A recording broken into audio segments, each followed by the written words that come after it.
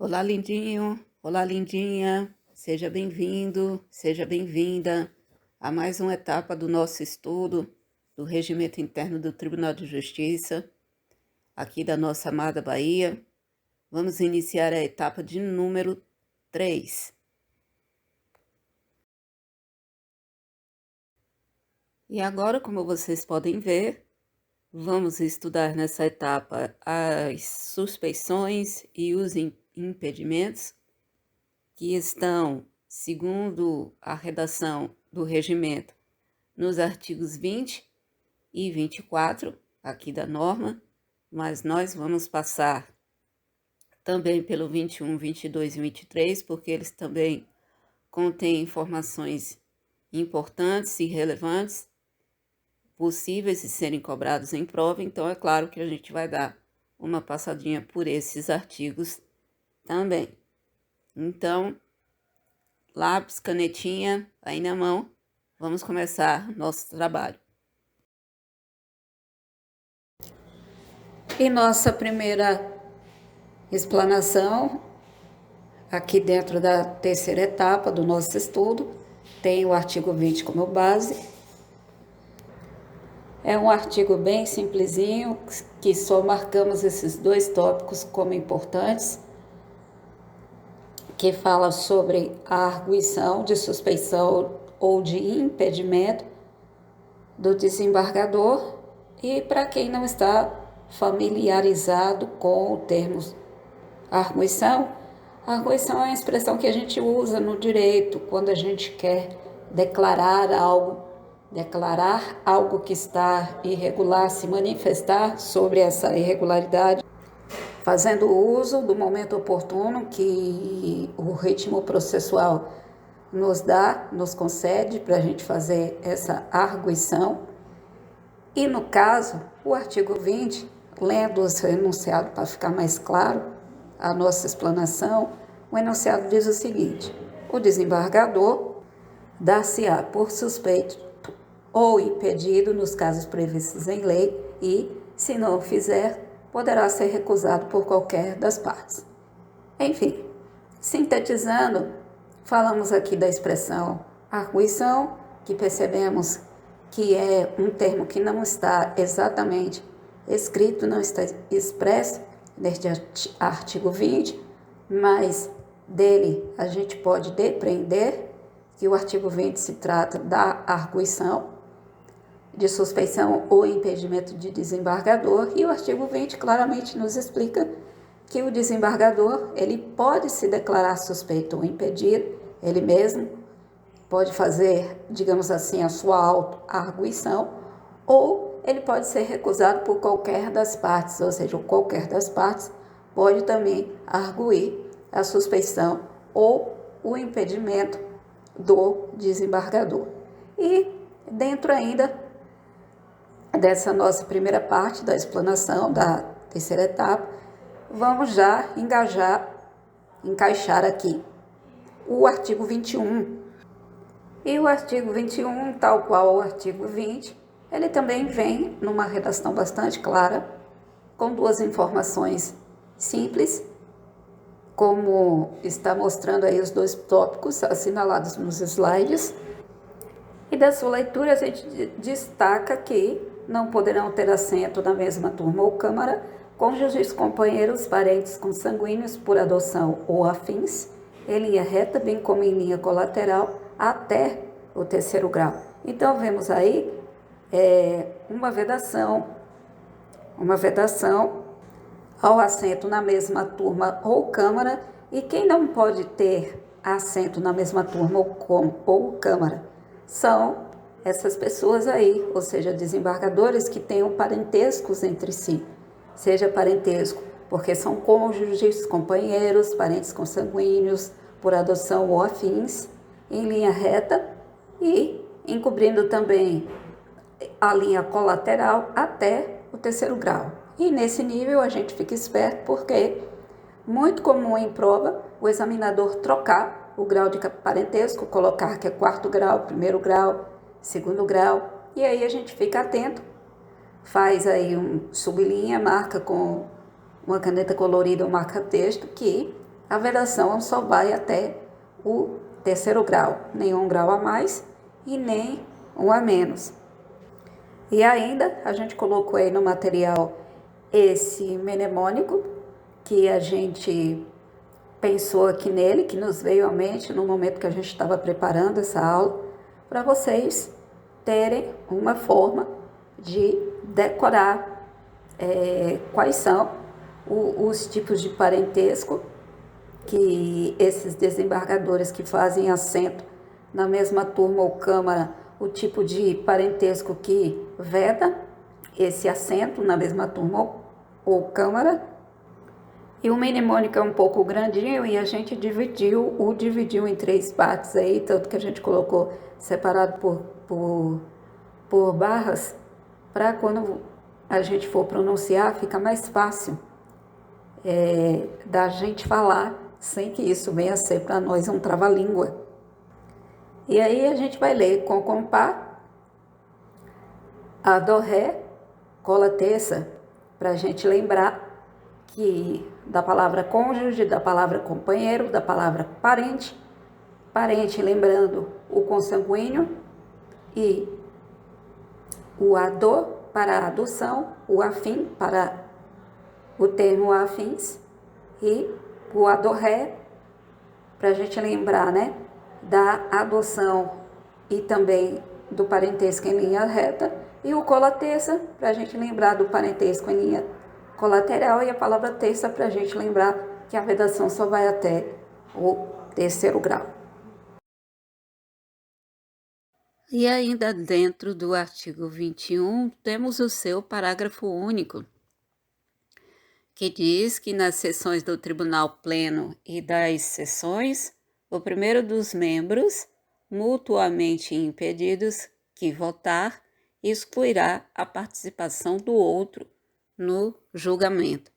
E aí no slide, a gente visualiza que esse artigo 21, mais especificamente o seu parágrafo único, ele vem tratar da situação dos mutuamente escolhidos.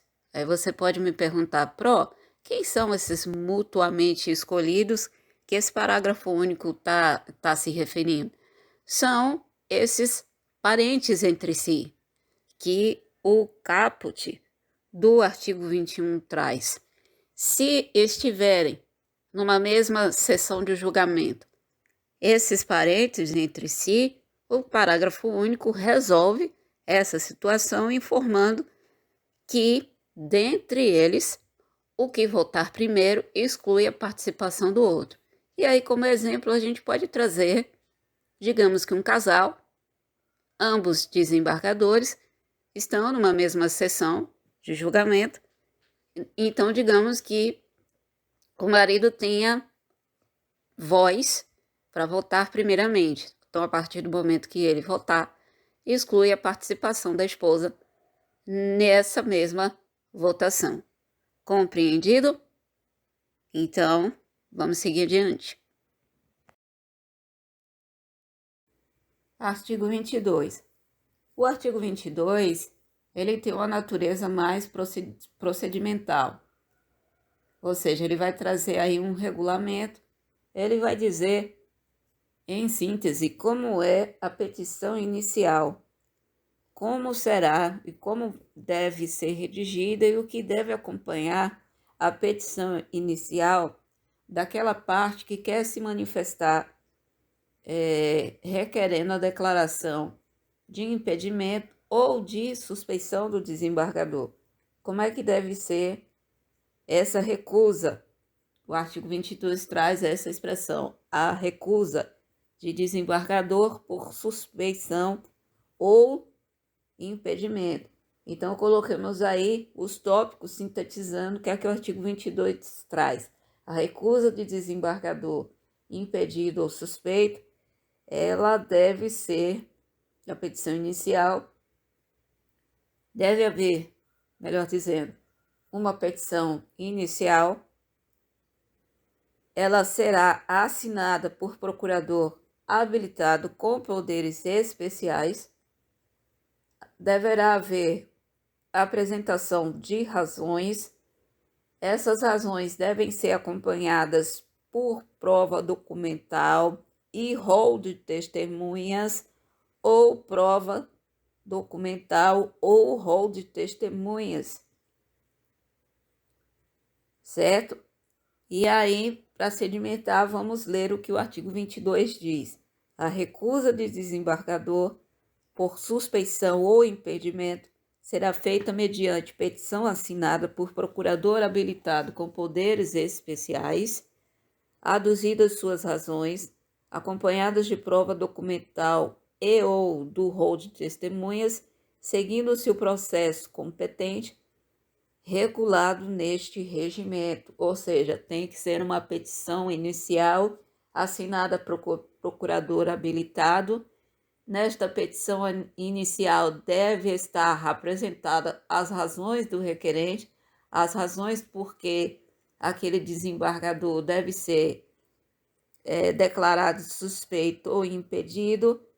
Essas razões têm que ser acompanhadas de prova documental, rol de testemunhas, ou haver a prova documental ou rol de testemunhas, e o processo vai seguir conforme o regulamento que o regimento interno traz como trâmite para essa petição inicial de recusa de desembargador por suspeição ou impedimento. Tá claro, lindinhos? Acreditando que sim, vamos seguir para o artigo 23. E a redação do artigo 23 é a seguinte: quando se tratar de recurso de decisão do Conselho da Magistratura ou de mandado de segurança contra ato administrativo de qualquer órgão do tribunal, não se consideram impedidos os desembargadores que, no órgão, tenham funcionado. Então, o que é que esse artigo 23 está dizendo? Ele está trazendo duas situações em que não se configura o impedimento de desembargador. Que situações são essas? Quando se tratar de recurso de decisão do Conselho da Magistratura, ou se tratar de mandado de segurança contra ato administrativo de qualquer órgão do tribunal. Nessas situações, não estará impedido o desembargador que no órgão tenha funcionado, correto? Mais uma vez, se for situação em que se tratar de recurso de decisão do Conselho da Magistratura, ou se houver impetração de MS, mandado de segurança, contra ato administrativo de qualquer órgão do tribunal, não vai estar impedido o desembargador que no órgão tenha funcionado, seja esse órgão o Conselho da Magistratura ou qualquer outro órgão do tribunal. Se houver recurso contra a decisão do Conselho da Magistratura, o desembargador que funcionou nesse conselho não estará impedido, e se houver impetração de mandado de segurança contra ato administrativo de qualquer órgão do tribunal, ou seja, o desembargador que tenha funcionado nesse órgão contra o qual se impetrou um mandado de segurança, esse desembargador também não vai estar impedido, certo?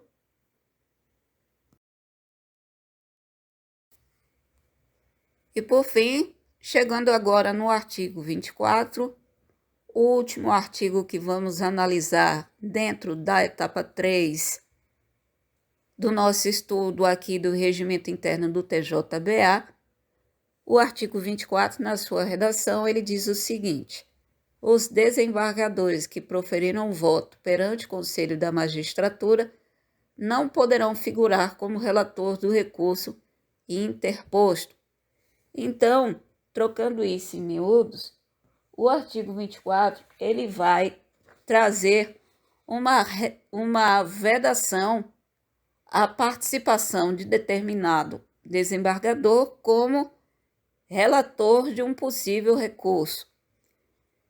O Conselho da Magistratura entrou em sessão, dessa sessão nasceu uma decisão, essa decisão deixou alguém insatisfeito, e esse insatisfeito interpôs um recurso.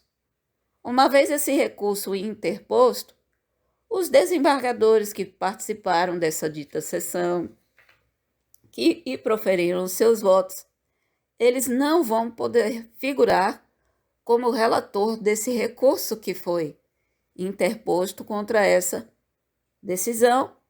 E é isso, em síntese, que o artigo 24 vem a nos dizer.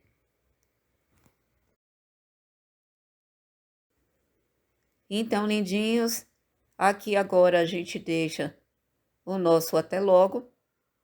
A gente também deixa aí o registro de que a etapa número 4 vem aí, pelo menos em produção.